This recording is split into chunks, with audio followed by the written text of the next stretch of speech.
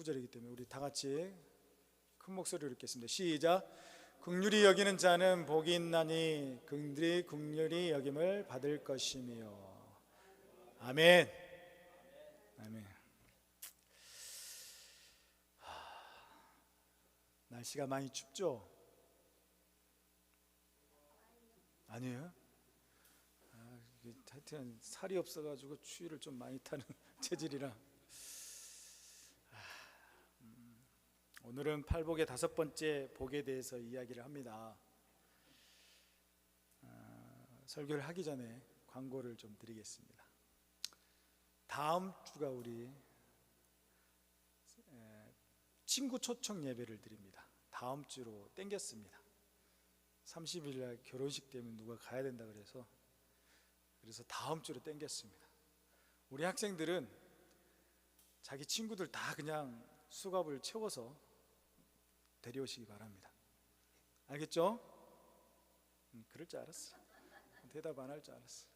많이 우리 좀 할 수 있도록 하고, 우리 선생님들도 일주일 동안 계속 푸시를 해서 올 수 있도록 해주시고, 나이 드신 분들이 날이 굳으면 나가기를 싫어하는데 우리 학생들이 그러더라고.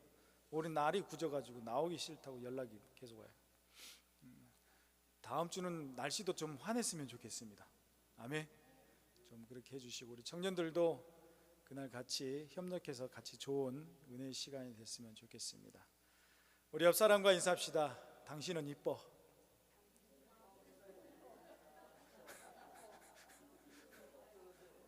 애들 어디 갔니?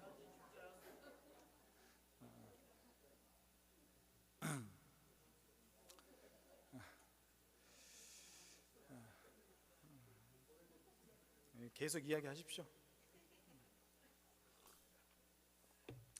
팔복의 5번째 복, 하나님의 앞에서만 아니라 이제는 사람들 앞에서 어두운 세상을 비추는 빛처럼 긍휼히 여기는 복이 돼야 된다라고 오늘 이야기를 합니다.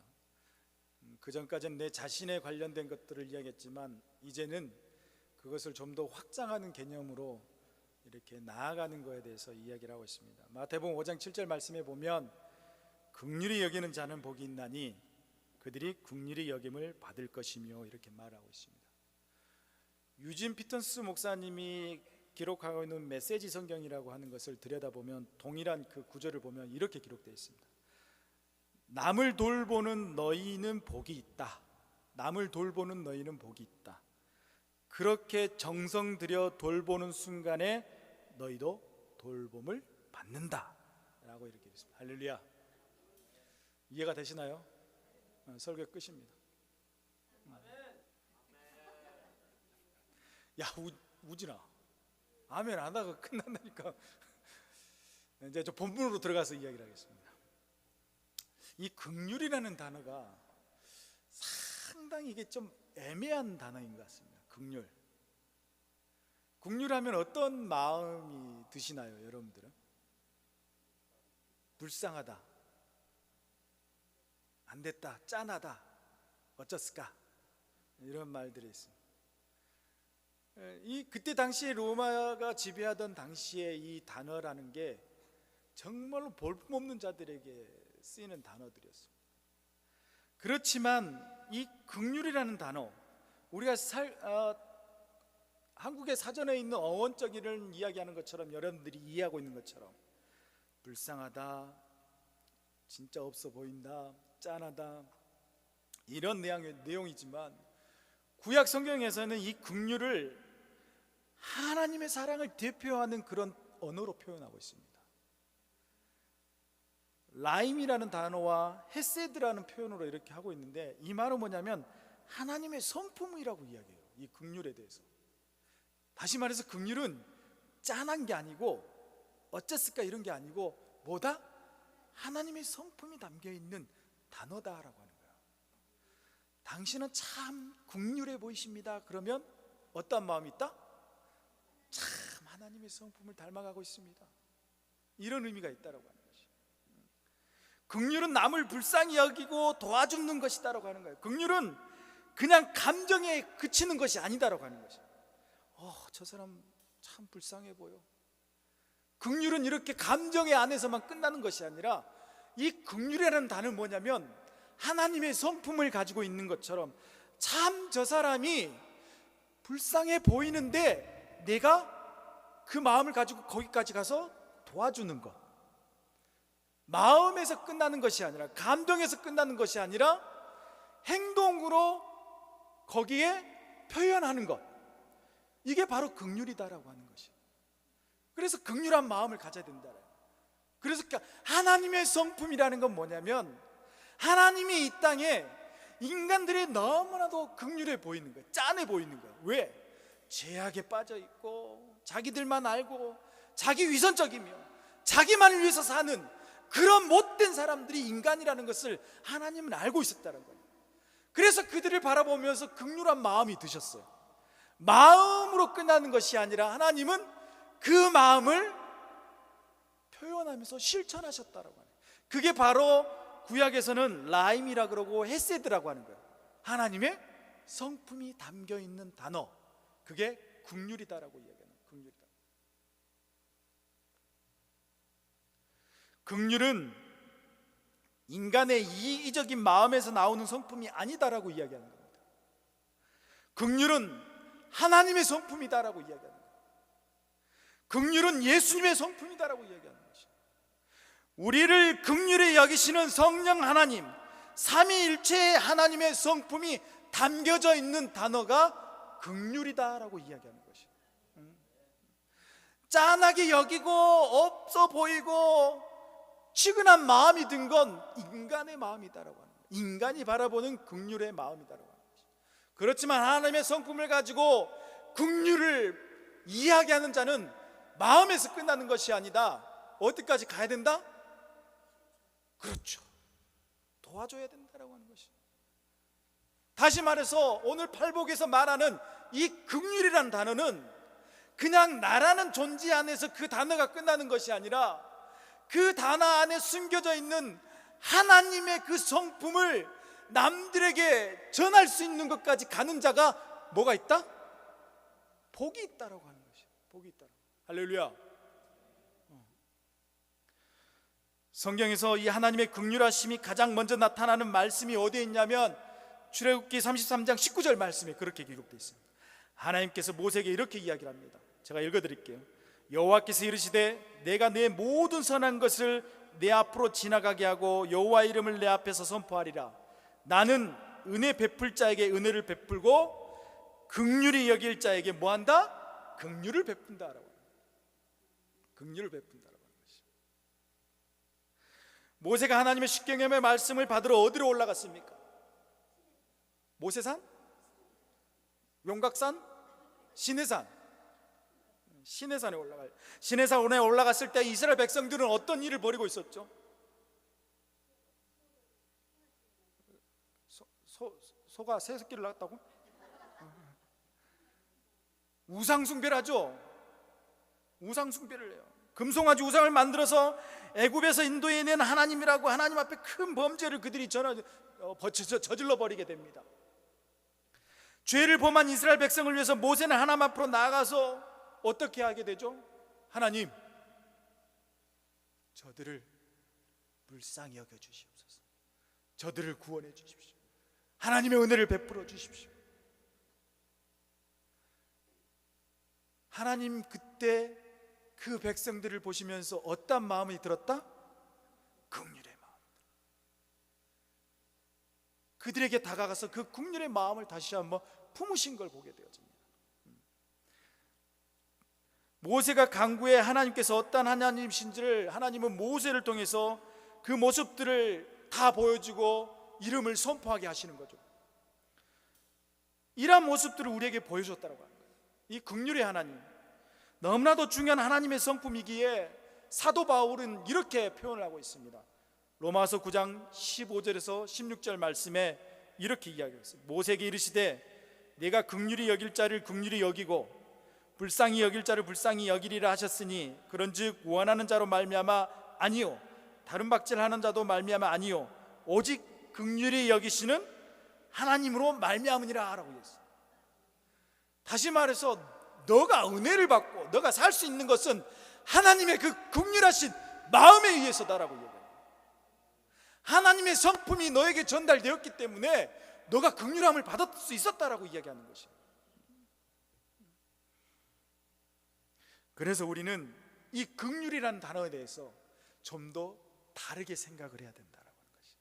내 안에서 그냥 멈춰버리는 긍휼이라는 단어를 가지고 생각해서는 안 된다라고 해요.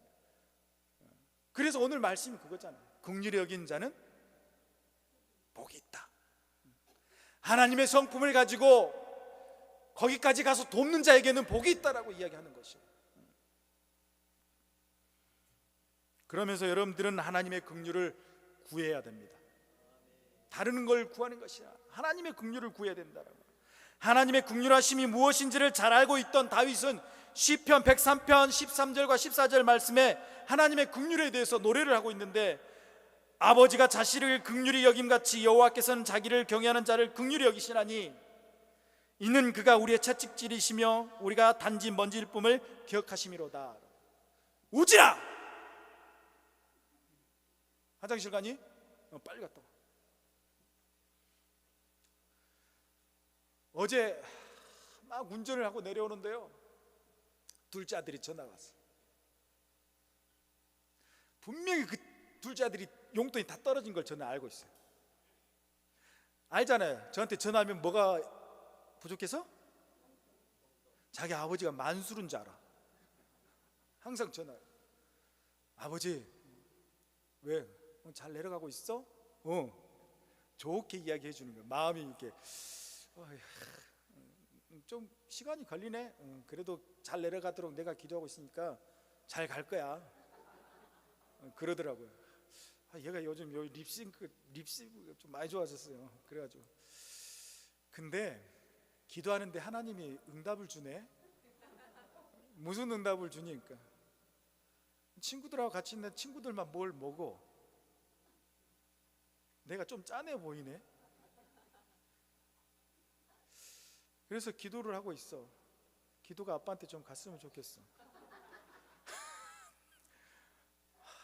부모가 자식을 봤을 때 이 긍휼한 마음이 이때 들더라고요. 줬을까 안 줬을까요? 얼마를 보내면 될 것 같아요? 뭐 내킨 김에 내가 기도하는 건 한 5만 원 기도하고 있는데, 야, 아빠 그 정도 없는데? 4만 9천 원. 야, 그건 너무하잖아. 그래? 그럼 3만 9천 원? 계속 그러는 거야. 없어, 2만 원 보낼게. 그래, 좋다. 하나님 그 정도는 들어주겠지. 그래서 끝났어요, 협상이. 여기 이제 도착해서 이제 차를 세워놓고 막 보내려고 하는데 좀 짠한 마음이 들더라고요. 긍휼한 마음. 그래서 얼마를 보낼게요? 3만 원 보냈습니다. 5만 원 보내면 얘들 버릇 나빠져요. 그렇죠. 옆에 있는 큰딸도 그랬죠. 긍휼한 마음은 내가 마음에 담고 끝나버리는 것이 아니다라고 하는 것이. 하나님이 우리를 그렇게 생각하고 계시다라고. 그래서 우리가 하나님 앞에 그런 긍휼함을 구해야 된다라고. 하나님의 긍휼을 구하는 자만이 은혜를 받는다라고 하는 것이. 시편 103편 8절에 이렇게 기록했어요. 여호와의 긍휼이 많으시고 은혜로우시며 노하기를 더하시고 인자하심이 풍부하시다. 그 긍휼함의 풍부함을 가지고 계시는 세상 어떤 것에 구하지 마시고 긍휼함의 성품을 지니고 계시는 그 하나님에게 우리가 그 긍휼함을 구해야 된다라고 하는 것이. 나이가 많아 이제는 하나님을 부르심을 기다리는 다윗의 간구의 노래도 그랬습니다. 다윗이 정말로 젊은 시절에도 하나님께만 의지했고 그가 범죄를 저질렀는데도 나에게 긍휼함을 베풀어 주실 수 있는 그 하나님에게 기도하는 것을 보게 되었습니다. 그가 잘 되었을 때도 교만하지 않냐고, 그 잘됨 속에서도 나에게 은혜를 주실 그 긍휼하신 하나님에게 간구했던 다윗의 모습을 발견하게 됩니다. 우리가 이 다윗처럼 그렇게 살아야 된다라고 하는 것이에요. 히브리서 4장 16절 말씀에 그러므로 우리는 긍휼하심을 받고 때를 따라 돕는 은혜를 얻기 위하여 은혜의 보좌 앞에 담대히 나갈 것이다. 은혜의 보좌는 다른 데 있는 게 아니에요. 은혜의 보좌는 하나님 앞에 머물면서 그 국률하심의 성품을 가지고 계시는 하나님 앞에 기도하며 나아가는 것이 은혜의 보좌 앞에 나가는 것이다라고 하는 것입니다. 여러분, 다른 데 가서 기웃기웃 하지 마세요. 여기 월요일부터 금요일까지 대낮에 여기 교회 예배당 텅 비어 있습니다. 조용히 와서 하나님 앞에 무릎 꿇고 하나님의 성품을 닮아가는 기도를 하시기 바랍니다. 그러면 하나님은 주시기를 원하시는 분이시에요.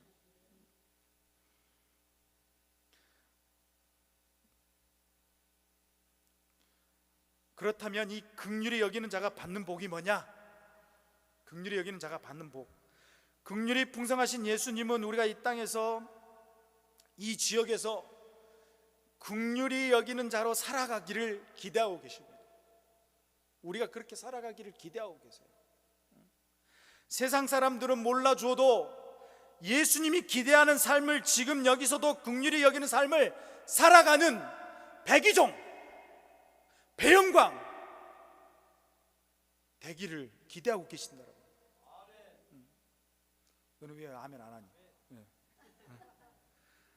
하나님은 오늘도 긍휼히 여기는 자를 복되다 이렇게 감탄하고 계시다라고 하는 것이. 긍휼히 여기는 자에게 긍휼히 여겨주시는 복을 주시다라고 하는 거예요. 유지 피터스 목사님의 번역대로 남을 돌보는 너희는 뭐가 있다? 복이 있다. 그렇게 정성 들여 돌보는 순간에 너희들 또한 그렇게 돌보게 되어질 것이다라고 이야기하는 것이죠. 여러분, 하나님의 성품을 가지시고 남을 돌보는 여러분 되시기 바랍니다. 교회가 세상의 빛을 잃어버리고 욕을 먹는 이유는 뭐냐면, 교회가, 성도가 오직 자기 자신의 생존만을 위해서 달려가고 있고 자기의 안위만을 위해서 살고 있고, 너무 이기적인 성도와 너무 이기적인 교회, 너무 이기적인 설교 속에 빠져있는 그 시대에 놓여있는 우리들이, 오늘 하나님 우리에게 기대하는 건 뭐냐면, 세상과 세상 사람들을 긍휼히 여기며 긍휼을 잃어버린 그들에게 다가가 그 하나님의 성품인 긍휼을 베푸는 자가 되기를 원하고 계시다라고 하는 것입니다. 긍휼함이 멸시되었던 그 로마 시대에 긍휼함조차도 없었어요. 남을 돌보는 것조차도 없었어요. 그 로마 시대에 예수님께서 이 땅에 오셔서 갈릴리를 두루다니시며 가르치면서 천국 복음을 전파하면서 병들고 가난한 자, 소외된 자, 과부와 고아들에게도 하나님의 성품인 그 긍휼을 내밀었다라고 하는 것입니다. 우리 또한 예수님의 삶을 닮아가면서 우리 주변에 얼마나 그런 만사가 많습니까? 못 먹고 못 사는 사람이 긍휼함이 여겨 있는 자가 아니에요. 복음을 들어보지 못하는 자들이 정말로 긍휼함을 받아야 되는 손길이더라고 하는 것이에요. 여러분, 긍휼이 풍성하신 하나님의 성품으로 아직까지 하나님의 복음을 받지 못한 자들에게 긍휼한 마음을 가지고 그들에게 다가가시기 바랍니다. 우리가 하나님의 복음을 가지고 그들에게 다가가고 그들을 긍휼히 여기며 그들에게 복음을 전할 때 우리 또한 하나님의 긍휼함으로 우리 또한 돌봄을 받게 될 것입니다. 여러분, 옆 사람 한번 쳐다보시기 바랍니다. 긍휼해 보이시죠? 긍휼해,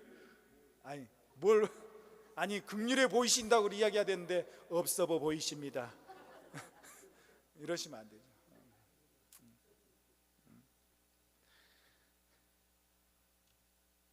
따라합시다. 긍휼히 여긴 자는 하나님의 복이 있다. 짠하고 없어 보이는 자가 복이 있는 게 아니라 하나님의 성품을 가지고 남에게 그 성품을 전하는 자가 복이 있다는 하는 것이, 예수 그리스도의 하나님의 그 복음을 전하는 긍휼한 마음을 가지고 전할 수 있는 그런 여러분이 되어달라고 하나님은 우리에게 오늘 기대하고 계십니다. 아멘. 우리 학생들도 마찬가지. 오늘 여기 와야 있어들 얘들이 정말로 지금 날이 굳어가지고 자기들이 어디 뭐 허리가 아픈지 다리가 쑤시는지, 이 아이들이 도대체. 그렇지만 저는 청년들에게 오늘 또한 은혜를 받았어요. 날로 성장하는구나. 피곤해하는 사람도 있습니다. 그리고 또 어떤 청년에게 오늘 또 감사함을 느꼈습니다. 너 목사님이 부탁하면 무조건 아멘 해라고. 아멘. 건이가 교사를 하기로 했습니다. 올해 1년 동안 교사하기로 했습니다. 혹독하게 가르칠 겁니다.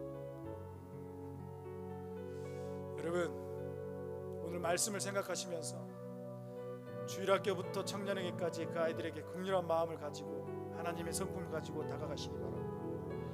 또한 오늘 우리 교회에 오지 못하는 많은 수많은 이 지역의 사람들에게 하나님의 성품을 가지고 다가갈 수 있는 긍휼한 자들이 되시기 바랍니다. 아멘.